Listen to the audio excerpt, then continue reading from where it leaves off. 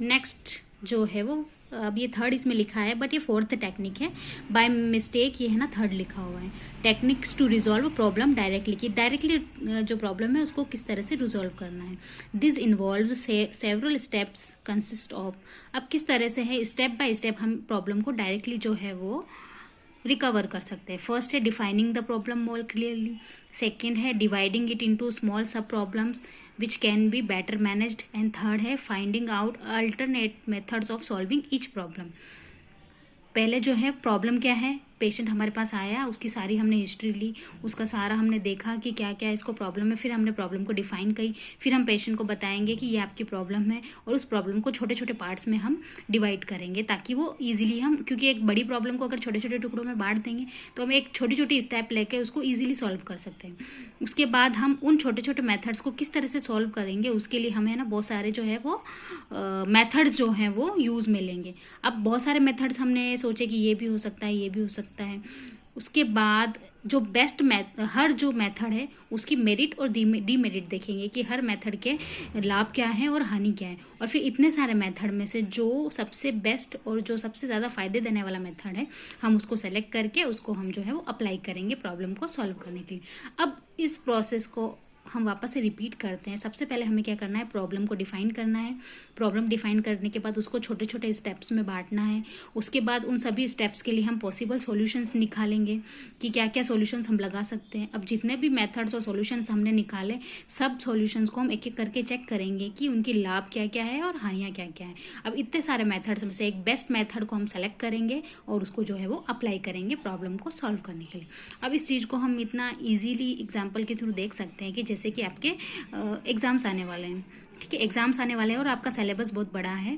आपने डिसाइड किया कि एक मंथ के अंदर मुझे जो है ये यूनिट को या फिर इस यूनिट को कंप्लीट करना है। अब हम यूनिट को छोटे छोटे टुकड़े में बांट देंगे कि जैसे 10 दिन में मैंने इतने चैप्टर पढ़े, नेक्स्ट 10 दिन में ऐसे किए, नेक्स्ट में ऐसे किए।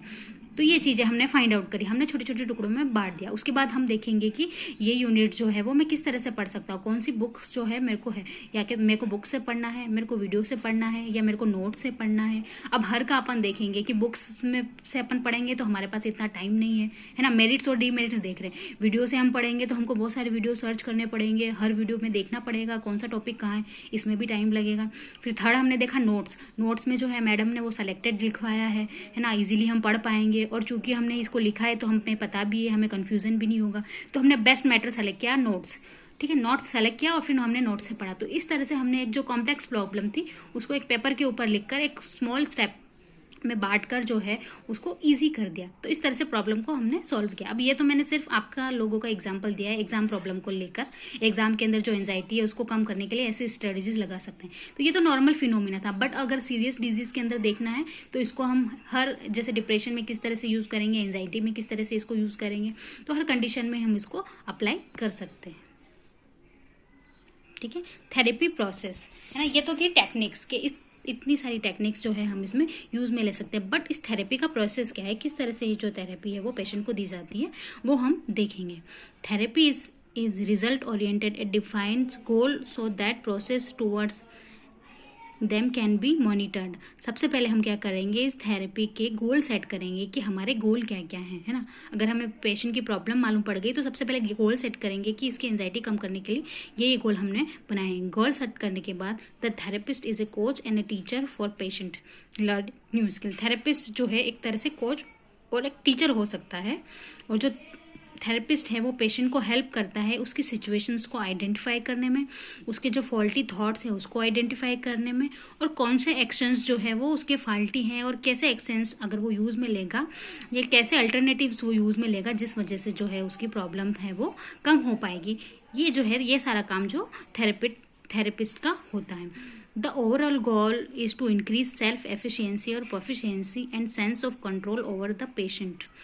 Must must participate actively and be committed to the decision for the change. अब इसमें ये लिखा हुआ है इन लाइन्स के अंदर कि जो पेशेंट है वो है ना एक तरह से जो सेल्फ एफिशिएंसी जो पेशेंट की है वो अपन को इंक्रीज करनी है, उसकी प्रोफिशिएंसी इंक्रीज करनी है, और उसके जो नेगेटिव थॉट है, जो एक्शंस हैं, जो डिसीजंस है, उसके ऊपर जो पेशेंट का वो कंप्लीट कंट्रोल हो।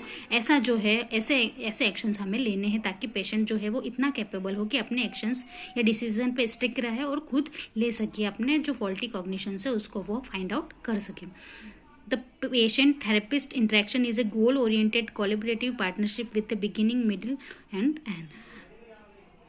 जो थेरेपिस्ट और जो पेशेंट है उसका जो इंटरेक्शन है वो मिडिल और एंड में ऐसा होना चाहिए गोल ओरिएंटेड, मतलब जो हमारा गोल है उसके ऊपर ही बेसिस होना चाहिए। जो हमने प्रीवियसली जो भी गोल सेट किए हैं उन गोल्स को जो है वो फुलफिल करने के लिए ही throughout the therapy sessions जब चलता है तब भी हमें गोल को अपने माइंड में रख के फोकस करके ही पूरे सेशंस के अंदर जो है हमें आगे एक्शंस लेने चाहिए।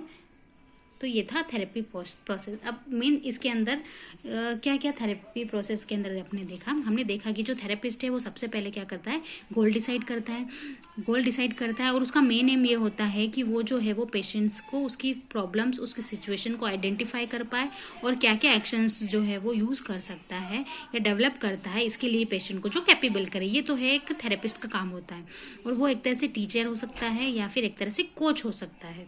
और पेशेंट का क्या काम है, पेशेंट का जो मेन काम है वो अपनी सेल्फ एफिशिएंसी और प्रोफिशिएंसी डेवलप करनी है, अपने थॉट्स के ऊपर, अपने डिसीजंस के ऊपर एक सेंस ऑफ कंट्रोल जो है उसका होना चाहिए।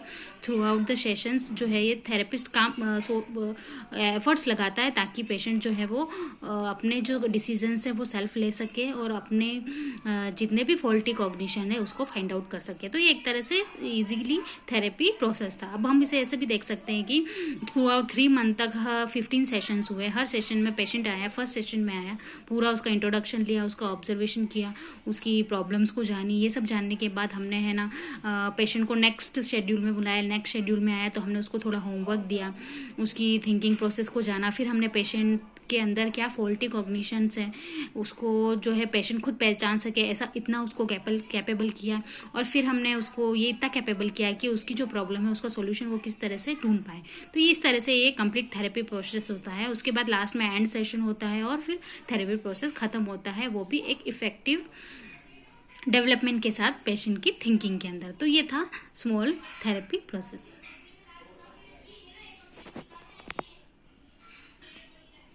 है ना। ये थी कॉग्निटिव बिहेवियर थेरेपी, जिसके अंदर जो है हम पेशेंट के जो फॉल्टी कॉग्निशन है या थिंकिंग प्रोसेस है उसको चेंज किया जाता है। ये बहुत इजी था।